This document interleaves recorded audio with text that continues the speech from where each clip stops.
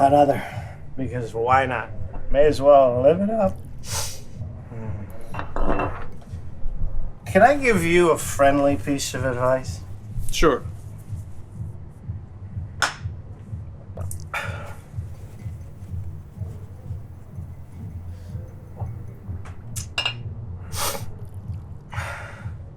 Never borrow money. Especially if it's from a psychopathic loan shark whose friends are gonna murder you if you can't pay it back. YOLO, am I right?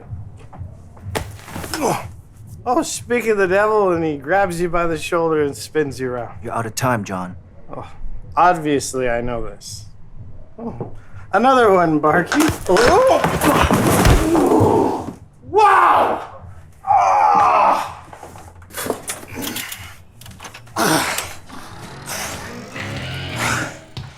Why so hostility?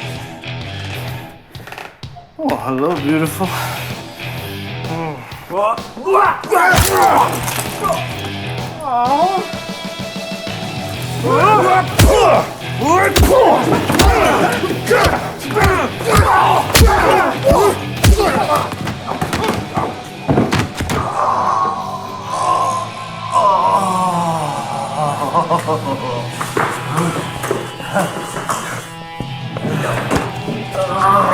Come on.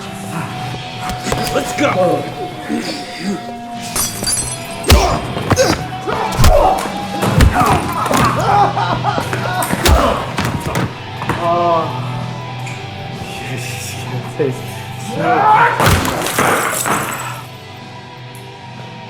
It didn't hurt. Oh, that's right, I'm drunk.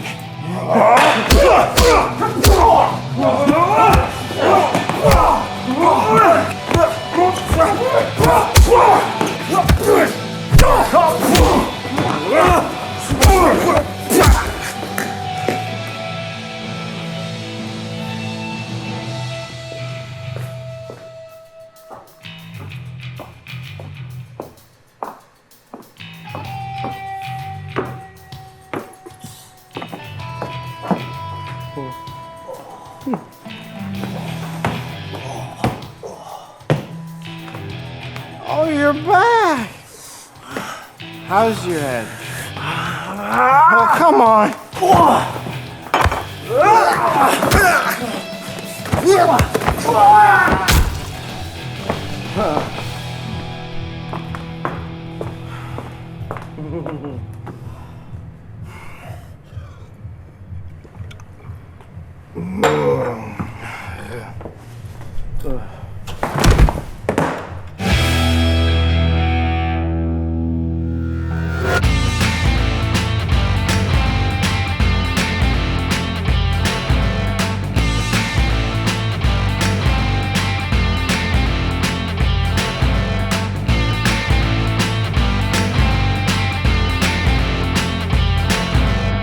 With this scene, I looked at it as 4 sections. The first section is the setup of our story, which our goal was to set up a very simple and vague storyline where the audience could fill in the blanks. The second section was our first bit of fighting. We're triggered into this with our lead character being thrown across the room.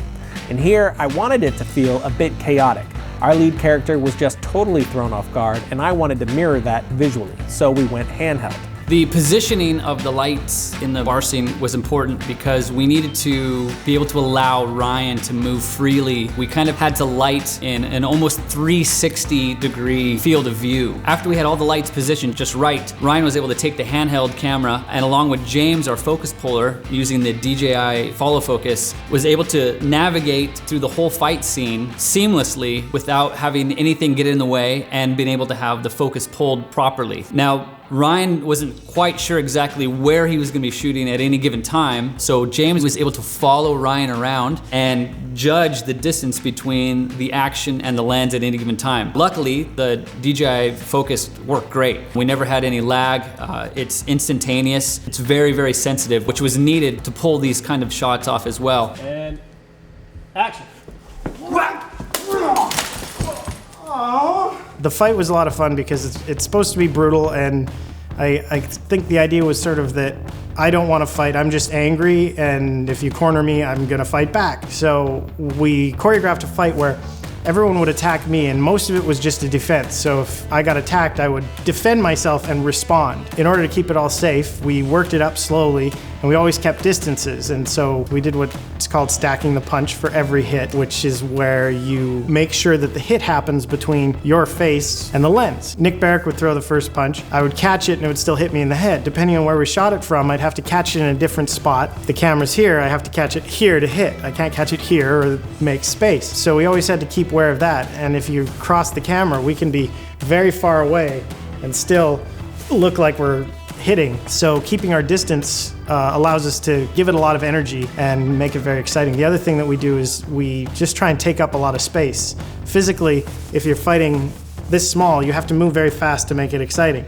But if you're taking up a lot of space, it makes it really exciting very quickly, and by moving slower and taking up more space, everyone has a lot more control. Action!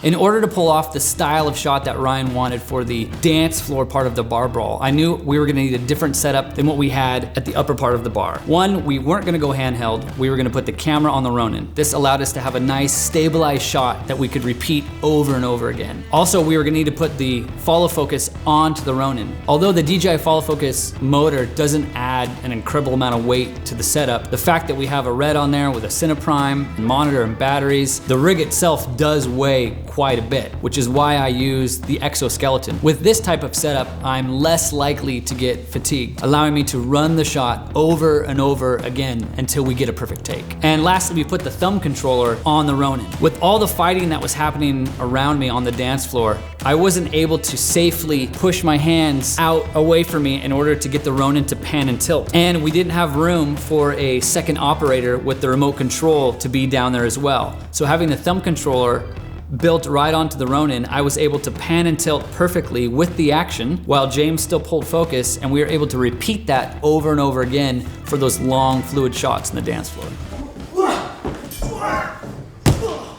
The final moment where Don, our lead bad guy, comes back to consciousness after getting a bottle smashed over his head, comes to get me, throws me against the railing, and then I throw him over the railing. A few things to know is Don is a trained professional and he knows exactly what he's doing. We had a whole bunch of pads down below for him to land in. We also did it as few times as we felt was necessary to get it right, and we also took our time making sure that Don had it his way. He would attack me and he would throw himself over the railing, and I would simply guide him. I was not throwing him over the rail, and that's one way to keep things safe, is he is doing his own thing. He was also wearing padding on his body to protect himself from the railing and other things. When I got kicked back into the rail, I had a big back pad on to help soften the blow for me. In our fourth and final section, we have our main payoff.